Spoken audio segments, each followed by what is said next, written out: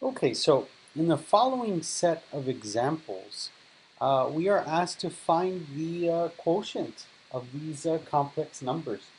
And so it's a really interesting process, and it's actually not terribly difficult, but if you're not too familiar with complex numbers, it can be a little bit difficult.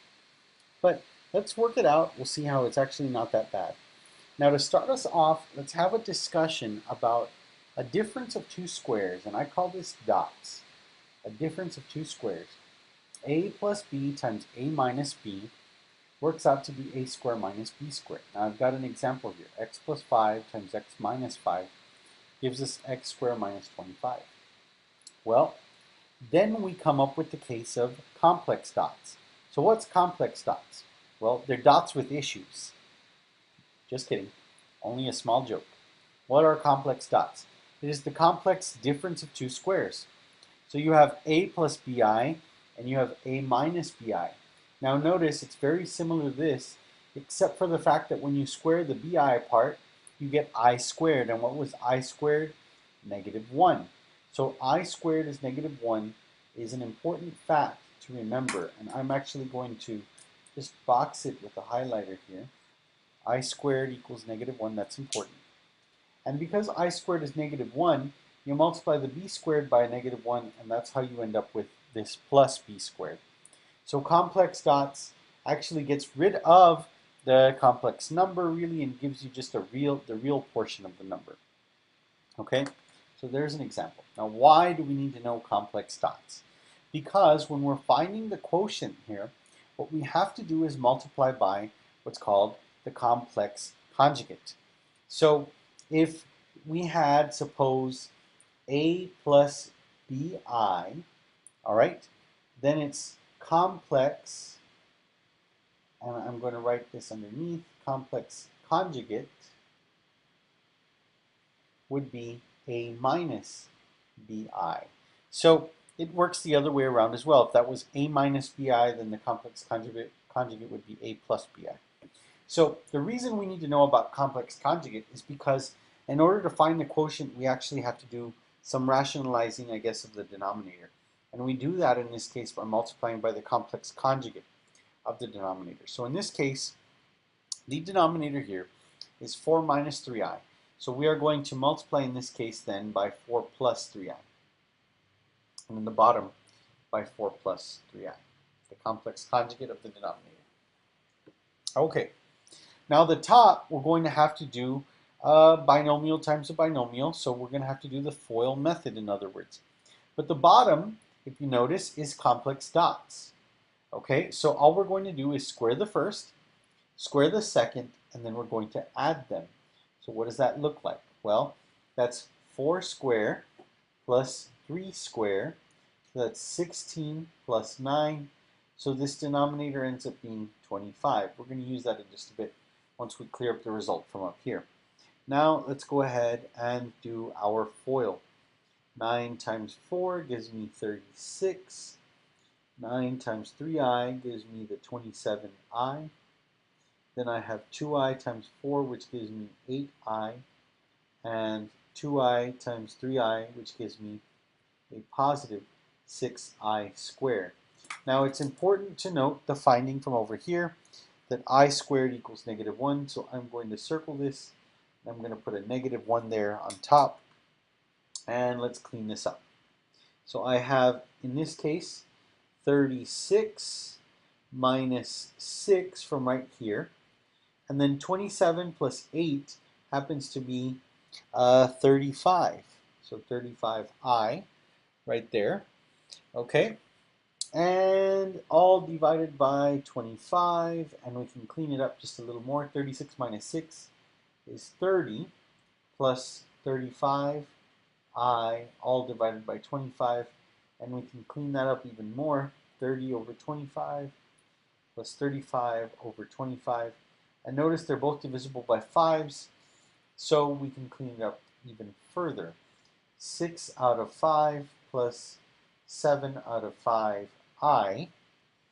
And this is our answer. So this is the quotient for this rational expression here. All right, so it's actually not that bad. All right, so now let's take a look at one more example. Again, we're going to multiply by the complex conjugate. So the complex conjugate for the denominator is 5 minus 3i. 5 minus 3i. All right, so the top, again, we're going to FOIL, but the bottom is really quite simple because it's complex dots. And we're going to write 5 squared plus 3 squared, which is 25 plus 9. And in the denominator, what do we get? 25 plus 9. If you said 34, you are correct. So we get 34 in the denominator. Now let's go ahead and FOIL the top. 3 by 5 is 15. 3 times a negative 3i is negative 9i. 3i times a positive 5 is plus 15i. And 3i times negative 3i is a negative 3i squared. Remembering, of course, the fact that I squared is negative 1. So we end up here with 15 plus 3, because negative 3 times negative 1 is positive 3. And negative 9i plus 15i is a positive 6i, all divided by 34. We clean that up just a bit, and we get what? We get 18 plus 6i divided by 34, and we can reduce those. So 18 out of 34 plus 6 out of 34 I. 18 out of 34 becomes what? It becomes,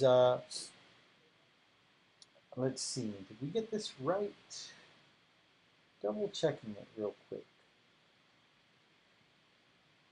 Yeah, it looks like we did. So 18 out of 34 in this case is what? 9 out of 17. And this right here becomes 3 out of 17i. Okay, let me just double check this for a second. Make sure everything looks okay. So the complex conjugate here, that looks okay. Double check. 3 by 5 is 15. This outside is going to give me minus 9i. Inside plus 15i. And then the last part is, oh, I see where I made a mistake. Nobody caught it. Well, maybe you did.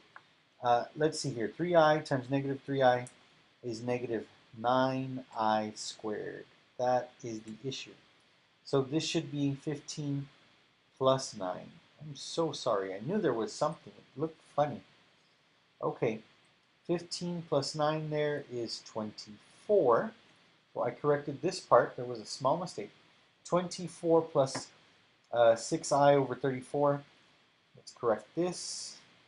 24. And then this is 24 out of 34. 12 out of 17. So this is actually the correct answer.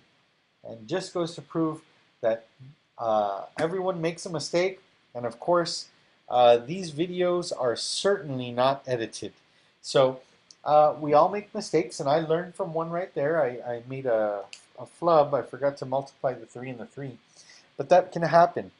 That can definitely happen. But it's actually not too bad. This is actually really easy to do. So there's also a method if you've got, a calculator, graphing calculator. Some of them are capable. If you put them in complex number mode, a plus bi, they can actually perform the operation for you without you actually having to do all of this work. You can solve it in a matter of seconds. So just another option, but of course, I'm going to stress the importance of knowing how to do this by hand.